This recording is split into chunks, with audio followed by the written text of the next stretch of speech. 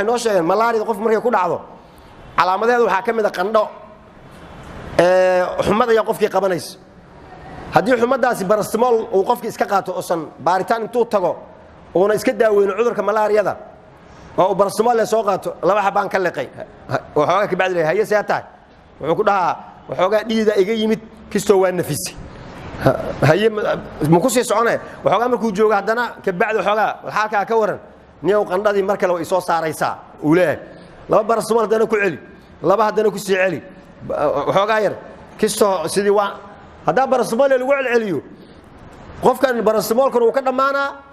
asna wuu rafaadaa daawadiina lama helaayo maxaa la rabaa marka in la daaweeyo xididka keenaya arrintan oo ah malaariyada daawadeeda in la siiyo markii daawadeeda la siiyo xagga lagala soo dagaalamo oo la soo baabi'iyo madax xanuunka asaga iska tagay marka dambe laakiin haddaan salka laga soo baabi'inin oo kor kale laga daaweeyo oo barastimol la siiyo daawo lama helaayo mushkiladana Soomaalida waxay haysaa marka runta marka laga hadlo waxay tahay barastimol la liqayna ilaa hadda laba xab barastimol ku tuurayna warsay waxay naga yihiin waxoogaa madaxii inoo yara qaboobay marka waxoogaa madaxii uu qabow liyaadaba haddana qandhadin baa haddana soo kacays markaas tan oo kale mayna soo martay tan oo kale ibadkeen mayna arkin oo maxay nagu dhacay ma garanayno haye barastimolka ku soo celi marka ma barastimol ma daba soconaynaa mise xididka mushkiladan raadinaa xididka mushkilada Soomaali marka fiiriso ogaada waxa ina haysta mushkilad ah dadku xukunka way jecel yihiin ilaan adduunka la joogaayo dadka isku mid ma ah qofaasuu madax ku noqon lahaa wax walba u sameynaa ummadaha kale oo nabadda haystaay markay muddo isdagaalayeen kadib waxay ogaadeen dagaal inaan waxba lagu kala qaadaynin Mareykanka hadda Soomaaliya waa marka wadanka ugu dhaqaale badan oo ugu military badan saas oo kala dagaal sokay uu soo maray way islaayeen everest ka dhigan say isu leeynaayeen markii dad waxay gaareen war islayntaan waan ku baabaynaaye qofkii xukun raba soo xukunku ku tago aan wax ku heshiino oo sidaas xukunka aan ku qaybsano haye inoo qora waxbay qoreen sida xukunka lagu gaaro waa la qoray ardayda dugsiyada hoose loogu dhigaa sida xukunka lagu gaaro qofkii raba inuu madaxweyne noqdo saasoo maraya talaabada soo qaada doorashadaas la galaa axzaabta lagu kala biira axzaabta dhexda laga ololeeyaa saana noqota xisbiga wax soo sharaxda xisbiga intaas oo qaybad haduu helo intaas haday helaan intii oo isku daro ku meeshan ku badan oo ku horeeyo ilaahay malaha kana qaadi doono yaa waxa waliga ku badno halkan meel kale waxa jirta hadii la isku dardaro waxaas waxba kama jiraan kan lagu soo waxbay meel dhigteen kiibay ku joogan markaas doorasho hadii la galo qofkii soo baxa kuwa badaan oo inay rabin ayaa kamid ku soo baxay waxa kamid ah Barack Obama ma yaga rabi wuxuu ku soo baxay leey jidkii la mari jiray loo maray bas tag suula kursiga soo ku fadhiyay la arkay ma dhahayo ninkan madow waaye cadaan ma aha aan la gadina ma jirto hadii la gadiyo oo si la isku ogaa laga leexdo hadhow meel laga soo qabto lama helaayo waqtigiisa dhameystay ka leexda waqtigiisu dhameystay doorashooyin kala laga baarlamaan congress si loo waday Ilhaan Umar soo baxday oo Soomaali ah Mareykanka odagii waa kan Ilhaan Umar waxa ay saysa Trump marka gabadheen haday Trump la dagaalayso horta bal meesha aan joogno ogaada gabar Soomaaliyeed iyo Trump ayaa facsiman oo way la dagaalaysaa asna warkiisu sheegtaa aydan warkeeda sheegataa marka dambana ardayda kala celiyo maal dhihi doona marka ummaddu markay wax ku heshiiso oo la yaqaan sida lagu tago sidaas ayaa la marayaa mushkilad ma jirto laakiin marka la aqooni sida noo kale inagu waxaanu taqaan wuxuu yahay kuday wax la jirto kuday lacal inay ku martaa laga yaabaa kuday bas way imsaan kudayna meeqa sana soconayna kudayna miyayna ka fiicin intaynan kudayn oo tijaabo bini aadamkeena aan isu galinin inaan si tartiib ah inagoon iskhilaafsanayn oo caadi ah aan tartiib intaan wada hadalna horta maxaan isku haysanaa waxaan isku haysanaa wax kala ma aha yaana xukumaaya bas yaana xukumaaya ko xul aan idin xukumaaya ko kale xul man xukumays kulligeed waa saas daliil waxa uu ah hada mesela waxa isku ilxun oo isku rafaadsan dawladda dhexe iyo Jubbaland haye shabaab iyo dawlad mi kala yihiin maxay isku haystaan xukunka isku haystaan sida aniga aan raba madaxweyne Jubbaland wuxuu taagan yahay niman yahay raali ahaada meeshaan shaatigan aniga aan toshay igama weyna aniga shaatiga gashana xildhibaanada si lagu soo xulaayo saddex xildhibaan qabiilka ha keensado saddexdaas aan mid kala baxaya xagga iidhig idinkana saddex kala keensada halaan kala baxay xagga iidhig kula baxay kee way waraa dhageyso saddexda marka la ii keeno kii hadhowaan codka isiin doono waan ku bixinayaa ma isiina wallahi billahi ta'ala ku siina ay xagga labadii kale waa laga tagay maxaa kan loo soo qaatay codkiisa meel laga dhigtay waa la isku fahamsan yahay marka kuwa waxa ay ma jirto odayga oo kaaba qabiilka markuu wax soo xulo qabiilka adi maxaa saddex mid uga xulanee mid ay qabiilku soo xusheen oo aan doorasho kale sii galaynin ma caadi waa ka xildhibaankii beeshu ay soo dooratay ku darso qabiilka kalena kii ay soo dooratay ku darso hadhow kuwa aan dadku ayagu ay soo doorteen doorashaha laga sii dhaxgalo kuwaas la isku ma halayn karo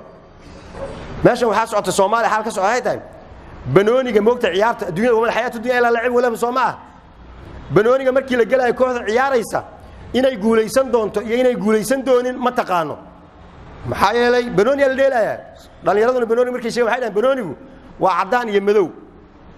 naciis dhinacu ka cad yahay dhinacu ka madow yahay bimaana marna waa laga adkaana marna waa adkaane siyaasadda Soomaalidu waxay rabaan garoonka doorashada inta la soo galin ka hor natiijada inay sii haystaan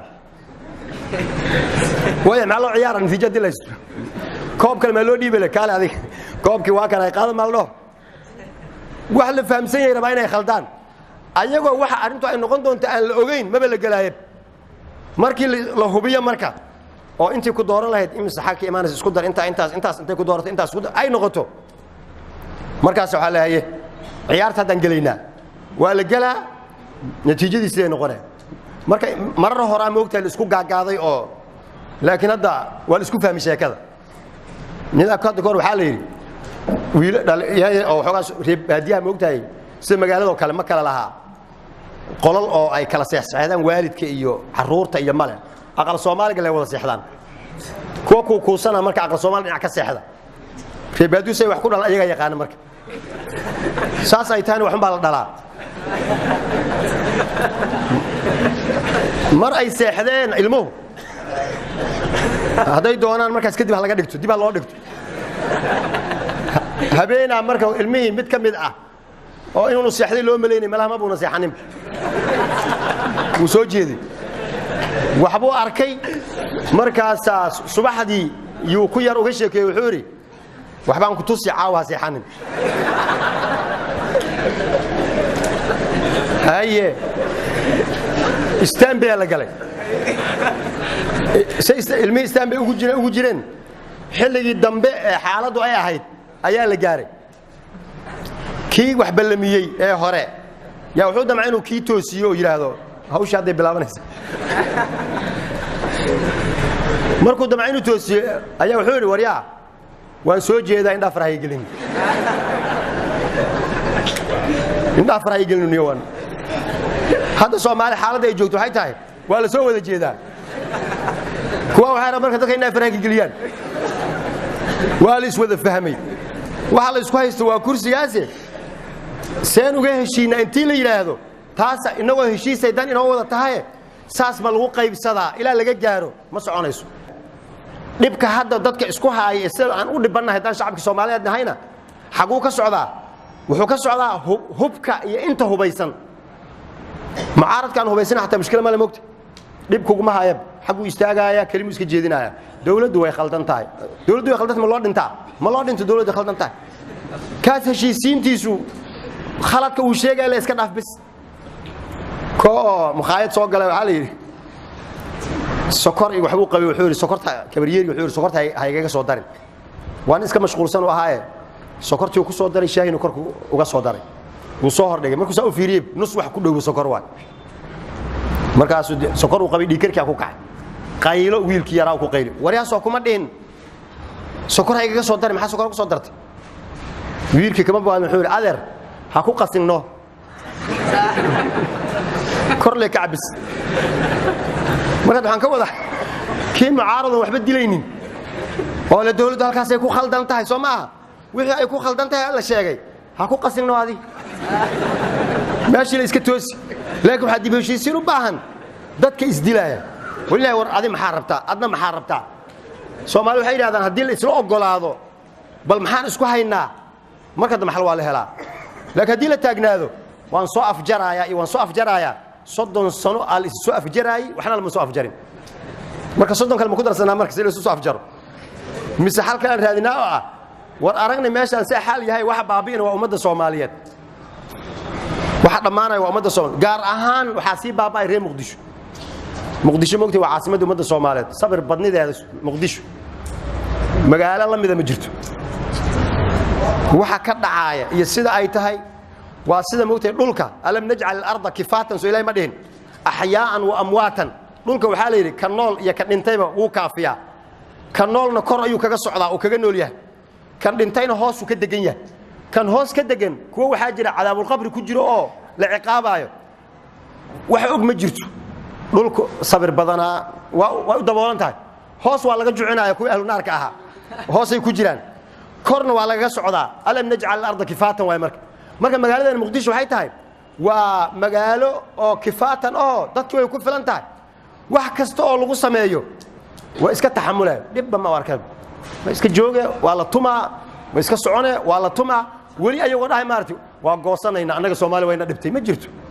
nagu kor socdo leedinka ilaaha jooga laan iska lana laakiin waxay u baahan tahay inaan tashano dhahno maxaa xal inoo asaan yeelna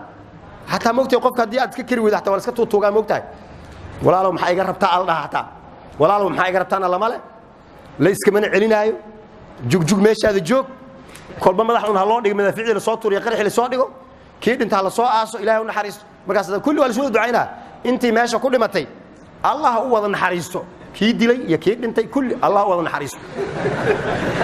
inta noolna Allah wada kulligeen marka Allah wada naxariistaana marka xal ayay naga rabtaa xalkuna islaamku ku jiraaye